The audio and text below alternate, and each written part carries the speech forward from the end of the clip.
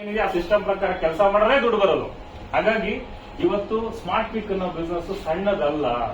ನೀವು 1 ಕೋಟಿ ಇನ್ವೆಸ್ಟ್ ಮಾಡಿದ್ರು ಇಷ್ಟು ಸಂಪಾದನೆ ಮಾಡಕ್ಕಾಗಲ್ಲ. 10 ಕೋಟಿ ಇನ್ವೆಸ್ಟ್ ಮಾಡಿದ್ರು ಇಲ್ಲಿ ಅಷ್ಟು ಪ್ಯಾಸಿವ್ ಇನ್ಕಮ್ ನ ನೀವು ತಗೊಳ್ಳೋದು ಸಾಧ್ಯನೇ ಇಲ್ಲ. ಹೊರಗಡೆ ಕಾಂಪಿಟೇಷನ್ ಇದೆ, ಹೊರಗಡೆ ತುಂಬಾ ಕಾಂಪಿಟೇಷನ್ ಇದೆ. ಇವತ್ತು ನಾನು ಈ ಸೂಪರ್ ಮಾರ್ಕೆಟ್ಗಳೆಲ್ಲ ನಾವು ಸರ್ಚ್ ಮಾಡ್ತಾ ಸುಮ್ಮನೆ ಅದನ್ನು ಸ್ಟಡಿ ಮಾಡಿದೆ. ಮುಂಚೆ ಹಿಂದೆ ಸಿಕ್ಕಾಪಟ್ಟೆ ಸೂಪರ್ ಮಾರ್ಕೆಟ್ ಕಾಣಿಸ್ತಿದ್ವು, ಇವಾಗ ಕಾಣಿಸ್ತಿದ್ಯಾ?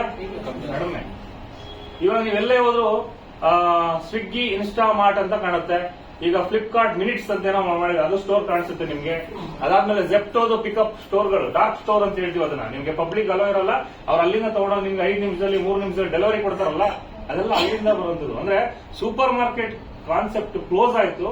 ಆನ್ಲೈನ್ ಅಲ್ಲಿ ನಿಮ್ಗೆ 2 ನಿಮಿಷ 3 ನಿಮಿಷ ಕಾಂಪಿಟೇಷನ್. ಇವಾಗ ಒಬ್ರು 10 ನಿಮಿಷ ಅಂತ ಶುರು ಮಾಡಿದ್ರು, ಇನ್ನೊಬ್ರು ಲಾಸ್ಟ್ ಮಿನಿಟ್ ಆಪ್